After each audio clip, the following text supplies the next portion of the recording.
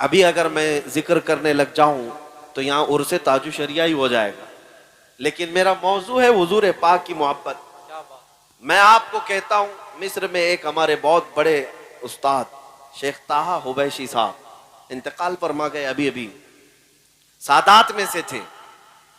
میں انہیں ہندوستان میں ان کے ساتھ آیا تھا بریلی شریف، حضرت سے ملاقات کی۔ وہ نابینا ہے لیکن جامعہ ازہر کے بہت بڑے استاد 40 سے زیادہ کتابیں لکھی، جبکہ پیدائشی نابینا ہے، بہت بڑے عالم دین۔ اور حضور تاج الشریعہ رحمۃ اللہ تعالی علیہ سے ملاقات کر کے جب مصر واپس گئے، مجھے بلا کر کے انہوں نے ایک بات کہی تھی، کہا بیٹا تمہارے شیخ کے پاس ایک عطر ہے جو وہ خوشبو لگاتے ہیں، شاید وہ ہندوستان میں ملتی ہے، مجھے وہ لا کر دو۔ سبحان اللہ، سبحان عود حضرت جو استعمال فرماتے۔ میں آیا، حضرت سے کہا کہ حضرت شیخ طٰہٰ حبیشی صاحب وہ عطر مانگتے ہیں جو آپ لگاتے ہیں۔ آپ نے حکم فرمایا، ممبئی میں حضرت کے ایک مرید تھے، کہا ان سے کہو وہ دلائیں گے، وہ لے کر جاؤ اور ہدیتاً پیش کرو۔ کافی مہنگا عطر تھا، میں خود وہ شیشی لے کر گیا اور شیخ طٰہٰ حبیشی صاحب کو پیش کیا کہ حضرت نے آپ کو ہدیہ پیش کیا ہے، جو عطر آپ نے مانگا تھا۔ انہوں نے لگایا، خوشبو لگائی، اور اس کے بعد کہا یہ وہ نہیں ہے جو مجھے چاہیے تھا، وہ کوئی اور عطر لگاتے ہیں۔ میں دوسری چھٹی میں پھر آیا، حضرت سے کہا کہ وہ کہہ رہے ہیں یہ عطر نہیں ہے، آپ کوئی اور عطر لگاتے ہیں۔ حضرت نے فرمایا ٹھیک ہے وہ بھی بھیجتے ہیں۔ پھر دوبارہ ایک اور قیمتی عطر میرے ہی ہاتھ سے بھیجا گیا، میں لے کر کے وہ جب پہنچا اس شیخ اعظم کے پاس، انہوں نے وہ لگایا، کہا بیٹا اب مت بولنا جا کر، یہ بھی وہ عطر نہیں ہے جو مجھے چاہیے تھا، اب مت کہو، بار بار تکلیف میں مت ڈالو۔ تو میں نے پوچھا کہ حضور بتائیں تو صحیح کیسی تھی وہ خوشبو، کیا ہے؟ انہوں نے بات کہی، اپنا واقعہ بتایا۔ سن 1986 میں 1986 کی بات کر رہے ہیں، میں حج کے بعد مدینہ طیبہ کی حاضری کے لیے گیا تھا۔ شیخ نے فرمایا روضہ رسول کی حاضری کے وقت مجھے جالیوں کے اندر سے خوشبو آئی، اور کافی دیر تک وہ خوشبو تھی۔ میں نے وہاں کے مقامی لوگوں سے پوچھا جو ذمہ دار ہے، اندر روضہ رسول پر جو خوشبو لگائی جاتی ہے یہ خوشبو کہاں سے آتی ہے؟ اس وقت لوگوں نے کہا تھا کہ یہ ہندوستان سے آتی ہے۔ واہ واہ، مجھے اس بات پر فخر ہے، میرے آقا کے روضے پر ہند سے خوشبو گئی۔ کیا بات ہے۔ شیخ طٰہٰ حبیشی صاحب کہتے ہیں میں نے معلوم کیا تھا کہ روضہ رسول پر تمہارے ملک سے خوشبو بھیجی جاتی ہے، وہی لگائی جاتی ہے۔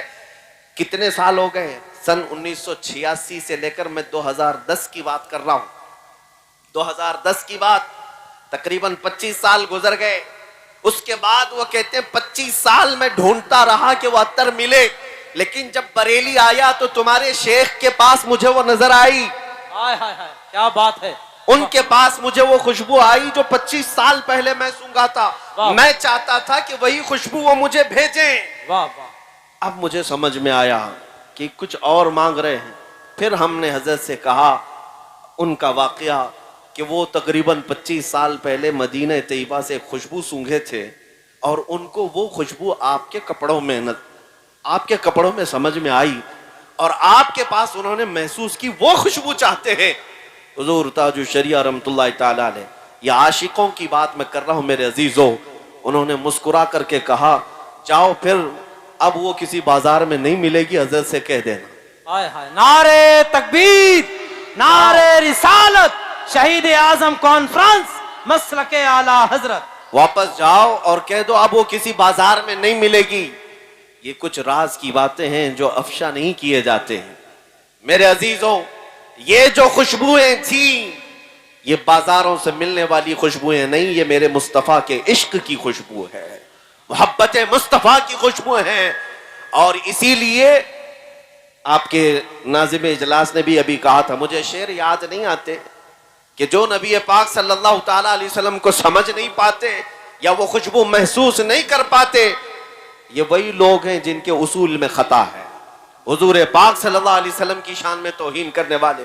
बहरहाल मैं आज आपसे ये खिताब करना चाहूंगा कि इज्जत रसूल पाक के कदमों में है, उनके गुलामों की ही इज्जत है। हमने देखा है पूरी दुनिया में आज, ऐ नौजवानों, तुम अगर ये समझते हो कि फिल्मी दुनिया में थिरकने वाले चंद स्टार की बहुत इज्जत है, एक्टर और एक्ट्रेस के पीछे भीड़ होती है, ये तुम्हारी गुमराही है। ये तो सिर्फ उनके जवानी की भीड़ है, ये सिर्फ और सिर्फ उनके हुस्न की भीड़ है। इनको बूढ़ा हो लेने दो, इनके बुढ़ापे में देखो फिर कितने लोग इनके फैन होते हैं, कितने इनके फॉलोअर होते हैं, कौन इनके पीछे चलता है। अरे जहां बुढ़ापा आया उनकी नौकरी भी छूट जाती है, उनको अब पर्दे सीमी पर, टेलीविजन पर जगह भी नहीं मिलती।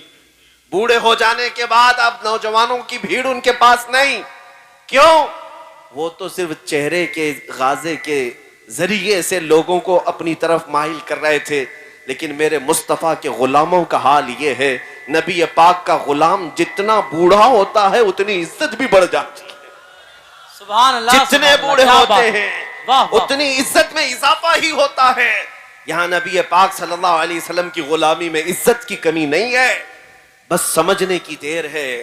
आज मैं तुम सबको यही बात बार बार अर्ज करूंगा कि अल्लाह ताला ने कुरान में जो फरमाया उस पर यकीन करो। वलिल्लाहिल इज्जतु वलिरसूलिही वलिलमुमिनीन, इज्जत अल्लाह के लिए है और रसूल के लिए है और ईमान वालों के लिए। सुभान अल्लाह, सुभान। ईमान वालों के लिए इज्जत है। तुम दर दर की ठोकरें आज जो खा रहे हो या इधर उधर इज्जत तलाश कर रहे हो, बहुत बड़ी खता पर हो, बहुत बड़ी खता पर हो। अगर कोई ये समझता है हुजूर पाक सल्लल्लाहु ताला अलैहि वसल्लम की सुन्नतों पर आ जाने से इज्जत में कमी आएगी, ऐ दुश्मन अकल, जरा देख तो सही, ये दाढ़ी और ये टोपी और ये जुब्बे वाले को इतना बड़ा मिंबर दिया क्यों गया है? क्या बात है, वाह वाह। तुम्हारी आंखों के सामने इतनी ऊंचाई पर इन सबको बिठाया क्यों गया है? क्या ये बड़े बड़े पैसे वाले हैं इसलिए ऊपर बिठाया गया? ये इज्जत तुम्हें देखनी होगी, नहीं सिर्फ इसलिए बिठाया गया है कि ये नबी पाक सल्लल्लाहु अलैहि वसल्लम के कदमों से वाबस्ता जमात, सुभान अल्लाह, हुजूर पाक के नाइबीन की जमात है। जो दुनिया में मुस्तफा करीम से वाबस्ता हुआ उसके लिए यहाँ मिंबर है, तो फिर कयामत में तो इज्जत और देखनी है। अर्श हक है मसनद रिफात रसूलुल्लाह की, देखनी है हश्र में इज्जत रसूलुल्लाह की। सुभान अल्लाह।